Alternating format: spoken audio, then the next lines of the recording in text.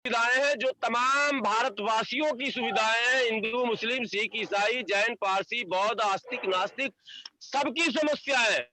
लेकिन अक्सर क्या होता है देश में समय समय पर मुद्दे को बदला जा रहा। अब महबूबा मुफ्ती बाहर आई और भारत के झंडे को नहीं उठाने का ऐलान कर रही है, तो ये तो भारत के गृह मंत्री और प्रधानमंत्री को जवाब देना चाहिए कि अब वो महबूबा मुफ्ती। अखिल भारत न्यूज पे बहुत बहुत स्वागत है। मेरे साथ हैं गुलाम सरवर साहब जो बिहार से जुड़े हुए हैं, और दूसरे मेरे पार्टिसिपेंट है अर्जुन खजूरिया जी जो जम्मू एंड कश्मीर से हैं, और तीसरे मेरे भाई सतीश झा जी हैं जो प्रॉपर दरभंगा से हैं लेकिन इस समय दिल्ली में हैं। तो आज हम बात करेंगे धारा 370 के ऊपर। जैसा कि आप सभी को पता है, कल महबूबा मुफ्ती ने दोबारा ये बोला है कि हिंदुस्तान का झंडा वो नहीं उठाएंगी जब तक कि कश्मीर का झंडा उनको नहीं दिया जाता है। तो सबसे पहले मैं अपने भाई गुलाम सरवर जी के पास आऊंगा। सरवर साहब, आपका इसके बारे में क्या कहना है? जिस तरह से महबूबा मुफ्ती ने ये बोला है कि हिंदुस्तान का झंडा मैं नहीं उठाऊंगी जब तक तब तक कि जम्मू एंड कश्मीर के अंदर धारा 370 की बहाली नहीं हो जाती। देखिए, बहुत बहुत धन्यवाद कि आपने हमसे ही शुरू किया है जी। लेकिन मैं ये बताऊं कि ये प्रश्न तो पहले सतीश जी से पूछते, क्योंकि जिस दल के वो हैं उस दल के साथ महबूबा मुफ्ती सरकार चला चुकी है जम्मू कश्मीर में जी। और जम्मू कश्मीर में जो कुछ अब हो रहा है वो भारतीय जनता पार्टी के गलत निर्णयों का परिणाम है। महबूबा मुफ्ती नजरबंद थी, पता नहीं कहां थी, भाजपा ने क्या डीलिंग किया नहीं किया। अब वो बाहर आई है तो फिर देशद्रोही बयान शुरू है। अब भारतीय जनता पार्टी की क्या प्रतिक्रिया है, क्यों बाहर आई, बिहार चुनाव के समय ही क्यों बाहर आ गई, चुनाव के समय ही पाकिस्तान और चीन और मुसलमान और कब्रिस्तान क्या होता है, ये सब थोड़ा सा इशू है सर। देखिए, हम लोग हमेशा चाहते हैं कि कॉमन पॉलिटिक्स देश के अंदर हो, रोजी रोटी, पढ़ाई लिखाई, दवाई, शिक्षा, स्वास्थ्य, सड़क, बिजली, बाढ़, सुखाड़, जो मूल सुविधाएं हैं जो तमाम भारतवासियों की सुविधाएं हैं। हिंदू, मुस्लिम, सिख, ईसाई, जैन, पारसी, बौद्ध, आस्तिक, नास्तिक सबकी समस्या है। लेकिन अक्सर क्या होता है देश में समय समय पर मुद्दे को बदला जा रहा। अब महबूबा मुफ्ती बाहर आई और भारत के झंडे को नहीं उठाने का ऐलान कर रही है, तो ये तो भारत के गृह मंत्री और प्रधानमंत्री को जवाब देना चाहिए कि अब वो महबूबा मुफ्ती पर किस प्रकार की कार्रवाई करना चाह रहे हैं या क्या योजना उन्होंने बनाया है। जी जी जी। लेकिन हम इसकी निंदा करते हैं, भर्त्सना करते हैं। अति निंदनीय है, देशद्रोही शब्द है। अविलंब कानूनी कार्रवाई होनी चाहिए, पुनः गिरफ्तारी होनी चाहिए। सतीश जी, क्या कहना है आपका? पहले तो शर्बर जी हमारे मित्र हैं, इसके लिए मैं इनका सम्मान करता हूं, लेकिन मुझे अफसोस है कि आज सरवर जी ने मुझे निराश किया। सरवर जी ने कहा कि महबूबा मुफ्ती का यह बयान भारतीय जनता पार्टी के नीतियों के कारण है। बिल्कुल सही बात है, क्योंकि भारतीय जनता पार्टी ने ही 370 धारा को हटाया है, भारतीय जनता पार्टी ने ही 35A को हटाया है। ऐसा धारा लगा था जम्मू कश्मीर में कि वहां के हमारे दलित भाई जो वहां मूल रूप से के निवासी है, मूल निवासी है, वो सिर्फ सफाई का काम ही कर सकते थे। ये धारा 35A और 370 के कारण उनके बच्चे किसी सरकारी स्कूल में नहीं जा सकते थे, सरकारी नौकरी नहीं कर सकते थे। 370 और 35A के चक्रव्यूह में ऐसा उलझा दिया गया था हमारे दलित भाइयों को कि मोदी सरकार ने वो धारा 370 और 35A हटा करके ऐसा काम किया है कि आज महबूबा मुफ्ती और उमर अब्दुल्ला, फारूक अब्दुल्ला बिलबिला रहे हैं, चीन से मदद मांगना चाहते हैं। तो सरवर जी ने सही कहा कि भारतीय जनता पार्टी के इन्हीं नीतियों से महबूबा मुफ्ती बौखलाई हुई है और देश विरोधी बयान दे रही है। तो इस नीति का तो समर्थन करना चाहिए, और मुझे उम्मीद है कि हमारे सरवर भाई देशभक्त इंसान हैं, एक भारतीय पुरुष हैं ये, और ये धारा 370 हटाने का, 35A हटाने का भारतीय जनता पार्टी का नीति का समर्थन करते होंगे। और इन्होंने सही कहा कि पता नहीं क्यों पाकिस्तान बीच में आ जाता है, फलाना आ जाता है, ठिकाना आ जाता है। तो सरवर भाई, आप मुसलमान हैं, आप वो दर्द महसूस नहीं कीजिएगा जो एक माता के कलेजा चीरने का दर्द होता है। हमने भारत माता का टुकड़ा काट करके पाकिस्तान के रूप में दिया हुआ है, तो हम तो पाकिस्तान का चर्चा करेंगे। जब हमारी माता के कलेजा का टुकड़ा काटा जा रहा था तो हमें वो दर्द आज भी महसूस हो रहा है। तो जब तक पाकिस्तान अस्तित्व में है सरवर भाई, हम पाकिस्तान की चर्चा करते रहेंगे। आप भले मत कीजिए, आप चाइना की मदद लेने की चर्चा कीजिए। फारूक अब्दुल्ला जी चाइना के मदद से धारा 370 लाना चाहते हैं तो आप उसकी चर्चा कीजिए। मैं तो पाकिस्तान की चर्चा करूंगा क्योंकि मेरे भारत माता के टुकड़े को काट करके पाकिस्तान के रूप में दिया गया है, और जब तक पाकिस्तान अस्तित्व में है मैं पाकिस्तान की चर्चा करूंगा और करता रहूंगा। तो ये भी तो बता दीजिए कि महबूबा मुफ्ती से फिर गठबंधन होगा या नहीं होगा, जरा ये भी देश को बताइए ना। मैं बता देता हूँ, मैं बता देता हूँ। आपने क्यों किया? मैं अभी बता देता हूँ। पहले तो महबूबा मुफ्ती से बीजेपी ने इसलिए गठबंधन किया था कि चोर के घर में घुस करके चोरी का सामान बाहर निकालना था। हम चोर के घर में घुसे और धारा 370-35 से लेकर के बाहर निकल गए और उसे दूध में मक्खी की तरफ फेंक कर बाहर कर दिया। ये हमारी नीति थी और हमारी नीति सबल रही है। चलिए, अर्जुन खजूरिया जी कुछ कहना चाहते हैं। अर्जुन खजूरिया जी अपना पक्ष रखेंगे। देखिए, सबसे पहले तो सरवर जी की मैं सिर्फ एक बात से ताल्लुकात रखता हूं, जो उन्होंने कहा कि वो कंडेम करते हैं महबूबा मुफ्ती के इस बयान को। अभी क्योंकि मुझे सबसे अंत में मौका मिला है तो 2 मिनट में चाहूंगा। सबसे पहली बात कि जिस विषय के बारे में बात चल रही है उस विषय को पिछले 22 वर्षों से किसी ने महसूस किया है, कोई उसके बीच में रहा है तो वो मैं हूं, क्योंकि मैं जम्मू कश्मीर का मूल निवासी हूं। और दूसरी बात, ये जो बात की है, इंजीनियरिंग स्टूडेंट हूं, आम देश का युवा नागरिक हूं। बात दूसरी ये है कि जम्मू कश्मीर में पिछले 1.5 वर्षों से राष्ट्रपति शासन लगा है, प्रेसिडेंट रूल लगा है। जब प्रेसिडेंट रूल लगता है तो जो भी वहां पर फैसले लिए जाते हैं, जो भी वहां पर चीजें लागू होती हैं, उसमें टोटली एडमिनिस्ट्रेशन का 110% रोल होता है। उसमें किसी भी पॉलिटिकल पार्टी, चाहे वो भारतीय जनता पार्टी हो, चाहे वो कांग्रेस हो, चाहे पीडीपी हो, चाहे एनसी, उनका कोई रोल उसमें नहीं रहता है। दूसरी बात, ये बोल रहे हैं इतनी देर तक नजरबंद क्यों करके रखा। जब उन्हें नजरबंद किया गया उस समय ये कहा गया था कि फारूक अब्दुल्ला और महबूबा मुफ्ती को इसीलिए नजरबंद किया जा रहा है क्योंकि इनके जो बयान है वो भड़काऊ बयान से ये कश्मीर के अंदर कुछ भी करवा सकते हैं। सिर्फ उन बयानों के मद्देनजर उनको नजरबंद किया गया। और मुझे एक चीज समझ नहीं आ रही, अगर महबूबा मुफ्ती को इतना मतलब उनको लगा है, उनका अनुभव खराब गया है नजरबंद में, तो बाहर आते ही सबसे पहले वो फारूक अब्दुल्ला से मिलने क्यों गई? अगर नजरबंद रहते, आपके साथ कोई जाती हुई है, कुछ आपके साथ कोई डीलिंग हुई है, तो आप पहले दुनिया को आकर वो बताएंगे या पहले फारूक अब्दुल्ला से जाकर के मीटिंग करेंगे, चाय पियेंगे उनके साथ में? दूसरी बात, जो बात आई तिरंगे की, 370 हटने से पहले भी उन्होंने एक बयान दिया था कि जम्मू कश्मीर में 370 को कोई हाथ नहीं लगा सकता, नहीं तो यहां पर तिरंगे को अर्थी देने वाला कोई नहीं रहेगा।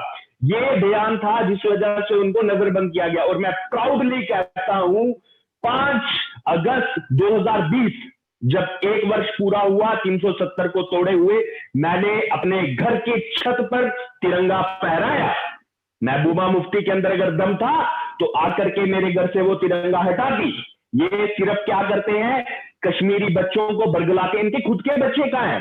खुद के जो सेपरेटिस्ट हैं या खुद के ये जो 2 मेन पार्टीज चलती हैं, इनके बच्चे सब बाहर पढ़ते हैं। ये क्या करते हैं, जो कश्मीर का जो नॉर्मल यूथ है ना, उनको बरगलाते हैं कि आप ये काम कीजिए, आपको वहां पर जन्नत मिलेगी, मौका मिलेगा। तो सिर्फ इनकी बरगलाने की पॉलिटिक्स रही है। और जो बात रही 370 तोड़ने की, 370 तोड़ने के बाद हमारे जो पूर्व वित्त मंत्री हैं अरुण जेटली जी, उनकी जो वाइफ है वो जम्मू से बिलोंग करती है, उनकी शादी जम्मू में हुई है, पूर्व के हमारे नेता प्रेरणा डोगरा जी की लड़की है। 370 टूटने के बाद उन्हें डोमिसाइल मिला है।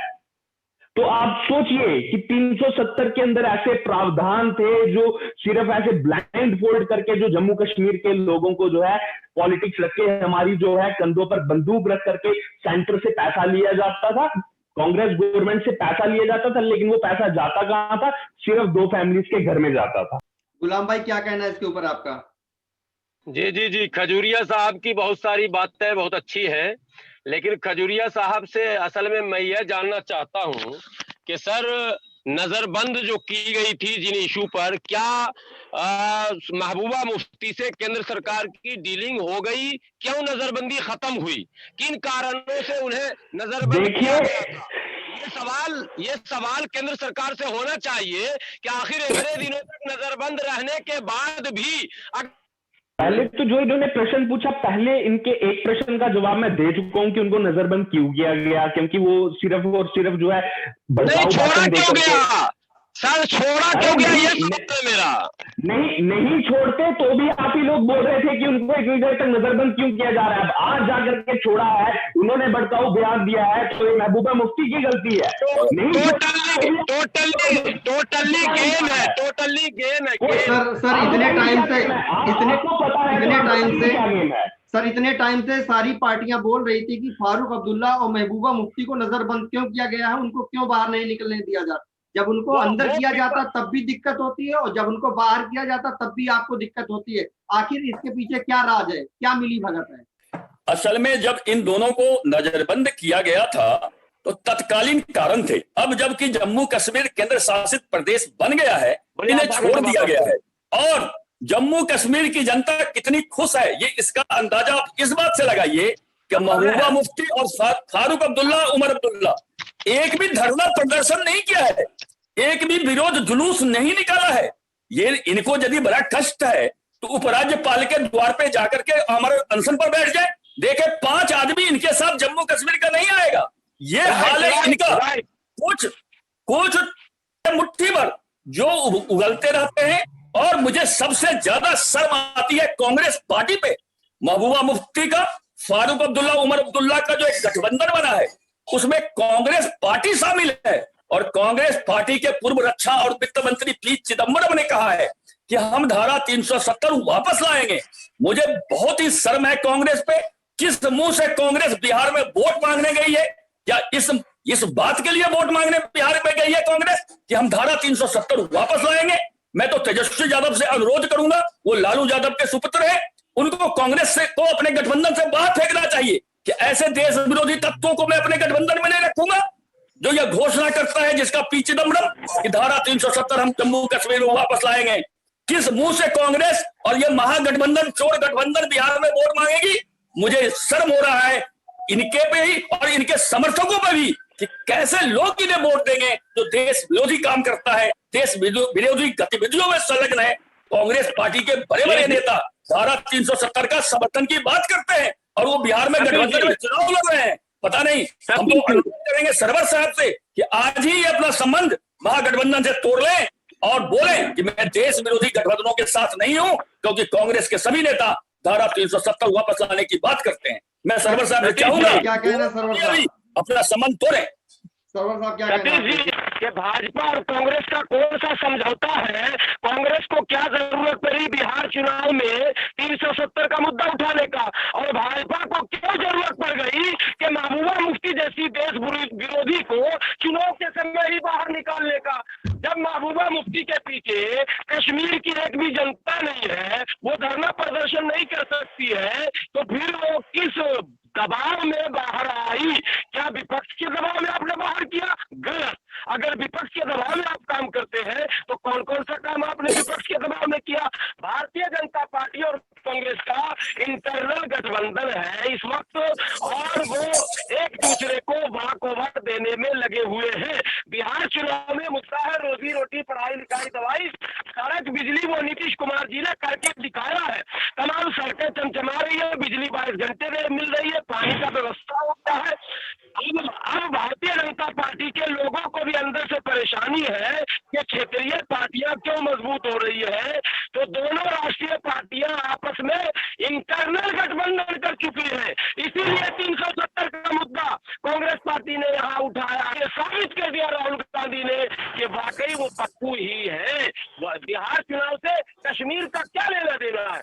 ये तो राज्य का चुनाव है, और राज्य के चुनाव में राज्य के मुद्दे होते हैं, तो आप राज्य की बात करें, आप कश्मीर की बात क्या करते हैं? देखिए सरवर साहब ने जो बात बोला है उस बात पे हंसा जा सकता है कि कांग्रेस का और बीजेपी का गठबंधन है, नंबर 1। नंबर 2, इन्होंने बोला कि बिहार के चुनाव में कश्मीर का क्या मतलब है? भाई साहब, बिहारी पूरे देश में फैले हुए हैं, बिहारी देशभक्त होते हैं, और बिहार के चुनाव में कश्मीर का ही नहीं पूरे दुनिया का मतलब है, पूरे दुनिया में क्या नीतियां चल रही है उससे बिहार प्रभावित होता है, क्योंकि बिहार के करोड़ों लोग देश के विभिन्न भागों में हैं, विदेश में हैं, तो देश के किसी भी राज्य में कोई घटना होती है बिहार उससे प्रभावित होता है। इसलिए कश्मीर का संबंध, जम्मू का संबंध बिहार से निश्चित रूप से है। आपने लॉकडाउन में देखा होगा, लॉकडाउन हुई, महाराष्ट्र से लाखों बिहारी आए, पंजाब से लाखों बिहारी आए, राजस्थान से लाखों बिहारी आए, तो मतलब बिहार का पूरे देश से है। अरे यार चुनाव में और कोई बिहार का मुद्दा नहीं है, सारे बिहारियों को कश्मीर ही चाहिए। आप भी खरीदे जमीन को नहीं खरीदे तो आप कांग्रेस से सवाल कीजिए ना, इसमें भारतीय जनता पार्टी के सबसे बड़ी बात तो ये है कि टाइमिंग को लेकर देखिए, टाइमिंग भाजपा ने बाहर किया और कि जम्मू कश्मीर के अंदर प्रेसिडेंट रूल लगा है, भाजपा रूल नहीं कर रहा है, ना भाजपा का सीएम है, ना भाजपा का कोई प्रेसिडेंट रूल। अरे खजूरिया साहब, प्रेसिडेंट रूल जो होता है वो सेंट्रल का होता है, सेंट्रल का होता है, वो होम मिनिस्ट्री डील करती है। जब एक प्रेसिडेंट बन जाता है तो वो भारतीय जनता पार्टी से बिल्कुल भी नहीं, वो देश का भाजपा के नेता ही होते हैं राज्यपाल। दिन वो वोट लेता है, चाहे वो प्रणब मुखर्जी हो, चाहे वो हमारे एपीजे अब्दुल कलाम जी हो, जिस दिन वो राष्ट्रपति की वोट लेते हैं वो भारत की जनता के भारत की जनता के फर्स्ट पर्सन बटे, वो किसी पार्टी के नहीं रहे। ये सारी बातें कहने की होगी, ये जल्द निकालिए। गुलाम सरवर जी, वहाँ पर सिर्फ और सिर्फ प्रेसिडेंट रूल है, वहाँ पे सिर्फ और सिर्फ प्रेसिडेंट रूल है, वहाँ पे सेंट्रल गवर्नमेंट का रूल नहीं है। देखो वहाँ जहाँ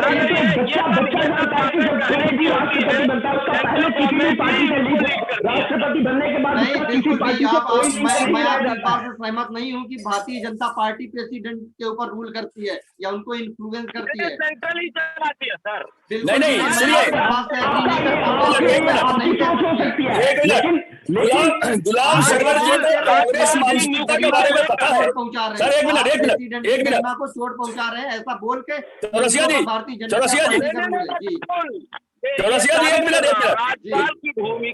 एक मिनट। गुलाम सरवर जी ने अभी तक कांग्रेस का राज देखा हुआ है, जहां राष्ट्रपति रबर स्टाम्प होते थे, राज्यपाल रबर स्टाम्प होते थे। इसलिए गुलाम सरवर जी के सर में कांग्रेसी मानसिकता छाई हुई है। इन्हें नहीं पता कि अब भारतीय जनता पार्टी का राज है, राष्ट्रपति पर कोई हस्तक्षेप बीजेपी नहीं करती है, राज्यपाल पर कोई हस्तक्षेप बीजेपी नहीं करती है। जम्मू कश्मीर का जो उपराज्यपाल बनाया गया है मनोज सिन्हा जी को, वो कितने प्रशासनिक दक्ष व्यक्ति है और किसी के प्रभाव में आने वाले नहीं है। वो स्वतंत्र रूप से वहां निर्णय लेते हैं, जमीनी हकीकत देख करके निर्णय लेते हैं। इसलिए जम्मू कश्मीर के उपराज्यपाल मनोज सिन्हा पर उंगली उठाना गुलाम सरवर जी को शोभा नहीं देता, क्योंकि ये मनोज सिन्हा जी को नहीं जानते हैं। मनोज सिन्हा जी निष्पक्ष आदमी है और वो समय और परिस्थिति देख करके नियम अनुकूल काम करते हैं। इसलिए गुलाम सरवर जी का यह बात नितांत गलत है। सतीश जी, माननीय गृह मंत्री अमित शाह जी ने महाराष्ट्र के राज्यपाल के ऊपर स्वयं अभी आपत्ति की है। अभी चंद दिनों पहले उन्होंने कहा है कि राज्यपाल को अपनी गरिमा का ख्याल करना चाहिए। इसका मतलब महाराष्ट्र के राज्यपाल ने भी पक्षपात किया था।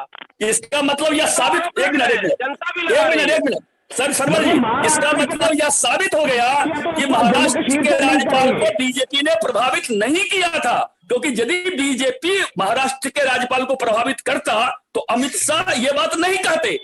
आपने अपनी बात से साबित कर दिया है कि महाराष्ट्र के राज्यपाल ने स्वयं निर्णय लिया था, यहां तक कि अमित शाह को भी पता नहीं था। ये धन्यवाद देता हूं मैं गुलाम सरवर जी, आपको बहुत बहुत बधाई है कि आपने ये साबित कर दिया कि अभी के राज्यपाल स्वतंत्र निर्णय लेते हैं, बीजेपी का कोई हस्तक्षेप नहीं होता है। तो अमित शाह क्यों डरते सच्चाई को बयान करने के लिए? बहुत बहुत धन्यवाद। अर्जुन जी क्या कहना है इसमें? यही चीज बोल रहा हूँ कि सबसे पहले तो एक स्कूल का बच्चा होता है ना, उसको भी पता होता है कि जब कोई राष्ट्रपति बनता है उसका किसी पार्टी से कोई सरोकार नहीं रहता है। और दूसरी बात, ये जो बोल रहे हैं, बात कर रहे हैं टाइमिंग की, इस देश में भारत की ऐसी संस्कृति है, क्योंकि हम वसुधैव कुटुंबकम की बात करते हैं, वर्ल्ड इज वन फैमिली की बात करते हैं, कि पूरे 12 के 12 महीने कुछ ना कुछ भारत के अंदर चलता रहता है। आज बिहार में चुनाव है, कल कहीं और चुनाव होगा, परसों दिवाली होगी, उसके बाद ईद आएगी, तो कहीं नहीं छोड़ा जाता। तो ये बोलते हैं अच्छा ईद है इसीलिए छोड़ा, अच्छा दिवाली है इसीलिए छोड़ा। तो इसमें मानसिकता है, इस मानसिकता को, वो मानसिकता मैं इनकी तभी समझ गया था जब इन्होंने स्टार्टिंग में बात करी थी मुसलमान और कब्रिस्तान की। हमने कभी भी जो है मुसलमान और कब्रिस्तान की बात नहीं करी, हमने हमेशा गलत को गलत बोला, चाहे वो हिंदू हो चाहे वो मुस्लिम हो। अगर डॉक्टर एपीजे अब्दुल कलाम ने, उनको हम मिसाइल मैन बोलते हैं क्योंकि उन्होंने भारत को जो है दुनिया के अंदर भारत का नाम रोशन किया है, इसलिए हम उनका जो है कहे दिल से। तो ये जो पॉलिटिक्स जो ये बाकी लोग चलाते हैं ना, इसको कम से कम यहाँ पर हिंदू मुस्लिम ना करें, क्योंकि जम्मू कश्मीर के अंदर सब धर्म के लोग रहते हैं। तो इसको प्लीज मेरी आपसे रिक्वेस्ट है, इसको थोड़ा असाइड करके अगर देखा जाए, फारूक अब्दुल्ला को नेशनल कॉन्फ्रेंस को अगर इतनी चिंता थी, डेमोक्रेसी की उनको इतनी चिंता, तो 370 रहते हुए ही 2018 की मैं बात, अक्टूबर का ही महीना था जब म्यूनिसिपैलिटी के चुनाव, पहले तो 2014 तक कांग्रेस की सरकार रही, पहले गठबंधन में 2008 तक पीडीपी रही, उसके बाद एमसी रही। 2005 से लेकर के 2018 तक जम्मू कश्मीर में जो है चुनाव क्यों नहीं हुए म्यूनिसिपैलिटी? 2011 से 2018 तक सरपंच के चुनाव क्यों नहीं हुए? किसने करवाए वो चुनाव आकर के? राष्ट्रपति गवर्नर रूल लगा, गवर्नमेंट हटी, उसके बाद आकर के वो चुनाव हुए हैं। और अगर आपको इतनी ही अगर चिंता है लोकतंत्र की, तो आपने उन चुनावों में पार्टिसिपेट क्यों नहीं किया? क्योंकि आपको पता था अगर हम पार्टिसिपेट करेंगे तो जनता से जो है हमें मुंह की खानी पड़ेगी, हम किसी को शक्ल दिखाने लायक नहीं पड़ेंगे, क्योंकि कश्मीर के अंदर भी भाजपा के कई सारे जो है म्यूनिसिपैलिटीज में लोग जीत करके आए हैं। गुलाम तो सरवर जी क्या कहना है इसके बारे में? एक्सेप्ट कीजिए। गुलाम सरवर जी क्या कहना है इसके बारे में, कि मतलब अगर महबूबा मुफ्ती को छोड़ा जाए तो दिक्कत, नहीं छोड़ा जाए तो दिक्कत? एक तरफ कांग्रेस पार्टी और अन्य घटक दल ये बोलते हैं कि उनको नजरबंद क्यों किया गया, अगर उनको छोड़ा जा रहा है तो उसके बाद भी आपको दिक्कत है, क्योंकि हिंदुस्तान इतना बड़ा देश है कि कभी होली, कभी दिवाली, कभी यहाँ, कभी वहां, कभी मतलब हर प्रदेश में कुछ ना कुछ चलता रहता है। तो आप उनको कब छोड़ना चाहेंगे, कब छोड़ा जाए? मेरी आपत्ति इस पर है कि मुद्दे से डाइवर्ट क्यों किया जा रहा लोगों का। लोगों को जब पूरा देश कह रहा है हमें रोटी चाहिए, रोजगार चाहिए, अभी 70 साल तक खाएंगे उसकी रोटी क्या राजनीति में? आप हो गया तो हो गया। अब उसी मुद्दे पर कांग्रेस और भाजपा अरे कांग्रेस आई है उस मुद्दे पर भैया, चिदम्बरम जी किस पार्टी के हैं? चिदम्बरम जी भाजपा के हैं क्या? आप मुद्दे पर क्यों नहीं आते चुनाव? मैं सरवर जी मुद्दे पर आता हूं। सरवर जी, तो ये कांग्रेस से आप प्रश्न करिए ना। सरवर जी मुद्दे पे आता हूं। देखिए, रोजगार भी मुद्दा है, रोटी भी मुद्दा है, बाढ़ का मुद्दा लाइए ना सतीश जी। अरे सरवर जी एक मिनट, बाढ़ भी मुद्दा। अरे सरवर जी सुनिए तो, सरवर जी सुनिए, बाढ़ भी मुद्दा है, रोजगार भी मुद्दा है, लेकिन यदि चाइना डोकलाम में आ जाएगा तो हम उसे मार के भगाएंगे, गर्दन तोड़ के भगाएंगे, यह भी मुद्दा है। यदि कश्मीर पर कोई आंख उठाएगा उसका हम आंख निकाल लेंगे, सर्जिकल स्ट्राइक करेंगे, यह भी मुद्दा है। बाढ़ के मुद्दे के साथ साथ इस मुद्दे को हम नहीं भूल सकते हैं। हम देश के अखंडता के मुद्दे को नहीं भूल सकते हैं। मुद्दा हमारा इंटरनल मुद्दा तो है ही, वो एक मिनट, वो मुद्दा हम निपटेंगे घर में, लेकिन कोई बाहर वाला आकर के आंख दिखाएगा तो उस मुद्दे को भी हम नहीं छोड़ेंगे। और उसको जैसे चाइना के बॉर्डर पे हमने गर्दन तोड़ दिया था बिहार रेजिमेंट ने जाकर के चाइना के सैनिकों का, वैसे गर्दन भी तोड़ना हम जानते हैं। हम बाढ़ से भी निपटेंगे, रोजगार से भी निपटेंगे, बेरोजगारी से भी निपटेंगे, भूख से भी निपटेंगे, लेकिन हमारे बॉर्डर पे कोई आंख उठाएगा तो उसका आंख भी निकाल लेंगे। मुद्दा हमारे लिए दोनों है, आपके लिए सिर्फ एक मुद्दा है। और सुनिए, जहां तक महबूबा मुफ्ती, अरे सुनिए सरवर साहब, जहां तक महबूबा मुफ्ती की और फारूक अब्दुल्ला की बात है ना, उन्हें 370 से उतना दिक्कत नहीं है। उन्हें दिक्कत है 370 के आड़ में स्टील और सीमेंट की डीलरशिप पूरे जम्मू कश्मीर में इन्हीं दोनों परिवार के पास थी। हजारों करोड़ रुपया सालाना कमाते थे, क्योंकि 370 लगने से दूसरा आदमी कोई ले ही नहीं सकता था डीलरशिप। अब उनकी ये बर्दाश्त, ये जो बादशाहत थी वो खत्म हो गई है। हजारों करोड़ जो कमीशन आता था सालाना उनका खत्म हो गया है। उनकी बौखलाहट ये है, आप यदि 1 किलो भी सरिया या सीमेंट खरीदते जम्मू कश्मीर में तो वो या तो अब्दुल्ला परिवार के कमीशन जाता या मुफ्ती परिवार को कमीशन जाता। वो कमीशन खोरी बंद हो गई है, इसलिए इनकी बौखलाहट है। और जहां तक लोकतंत्र की बात करते हैं आप, इस्लाम तो लोकतंत्र मानता ही नहीं। इस्लाम में कौन सा लोकतंत्र? आपने कभी देखा है सऊदी अरब के दूतावास में जाकर के मुसलमानों को आंदोलन करने के लिए चुनाव करवाओ, दुबई के दूतावास पर आंदोलन करने के लिए चुनाव करवाओ, इस्लाम और लोकतंत्र तो दोनों विपरीत चीज है, इसलिए गुलाम सरवर जी उसी मानसिकता से बोल रहे हैं ये बात। धर्म पर आप आ जाएंगे तो धर्म पे तो हमें, एक मिनट सरवर जी, धर्म पे तो हमने अपना भारत माँ का दिल काट के दिया है धर्म पे, तो हम धर्म पे क्यों नहीं आएंगे? ये पाकिस्तान किस पे होना था? धर्म पे होना था। बांग्लादेश किस पे होना था? धर्म पे होना था। हमने अपने देश का टुकड़े काट के धर्म के नाम पे दिया है। आप गलत कर रहे हैं सरवर जी, जा रहे हैं, उन्हें पता कोई मुद्दा नहीं होता है तो ऐसे ही बौखला जाते हैं। हम सरवर जी को व्यक्तिगत रूप से जानते हैं, चूंकि हमारे ये मित्र हैं, तो इन्होंने बौखलाहट में कुछ बोल दिया है, उसको हम माफ करते हैं, हम उस मुद्दे को नहीं उछालते हैं। लेकिन यह सही है कि अब्दुल्ला परिवार और मुफ्ती परिवार सिर्फ कमीशन खोरी के चक्कर में धारा 370 का समर्थन कर रहा है, और कांग्रेस तो वो हमारे यहाँ एक मिथिला में कहावत है, जे बड़ अदलाई से बरकी जाए। कांग्रेस तो इतनी बुरी है और अपने को बाप समझती है, पता नहीं शर्म क्यों नहीं आती है कांग्रेस को। अभी बिहार इलेक्शन में बिहार की जनता कांग्रेस को जवाब देगी। नेशनल कॉन्फ्रेंस का और पीडीपी का चेहरा बिल्कुल सबके सामने आ गया है कि ये लोग सेपरेटिस्ट की ही भाषा बोलते हैं और उनको वही भाषा ही समझ में आती है। अरे ये बाकियों को इंटॉलरेंस बोलते हैं, खुद की पार्टी में इतना इंटॉलरेंस है। गुलाम नबी आजाद को आप इतना अपना नेता मानते थे, बड़ा राष्ट्रीय महामंत्री थे वो जी। हारने के, मैं जिस जगह रहता हूँ इसी सीट से उन्होंने चुनाव लड़ा और उनको मुंह की खानी पड़ी 2014 में। उसके बाद भी कांग्रेस पार्टी ने उनको जो है विपक्ष का नेता बनाया है। लेकिन आज सिर्फ उन्होंने इतनी सी बात कही कि कांग्रेस पार्टी के अंदर जो है लोकतांत्रिक तरीके से, डेमोक्रेटिकल वे से चुनाव होने चाहिए किसी भी तरह का, चाहे जिला अध्यक्ष हो, चाहे वो स्टेट का अध्यक्ष हो या चाहे राष्ट्रीय अध्यक्ष हो। सिर्फ इतनी सी बात कहने पर आज उनको पार्टी से धक्के मार करके उस पोस्ट से हटा दिया गया। तो बाकियों को इंटॉलरेंट ना ही बोले, पहले खुद के ऊपर जो है, पहले खुद को जांच ले कि खुद कितना पानी में डूबे हुए हैं ये लोग। चलिए, बहुत बहुत धन्यवाद आप सभी का हमारे साथ जुड़ने के लिए। आज के लिए बस इतना ही, आगे के लिए भी देखते रहिए अखिल भारत। धन्यवाद।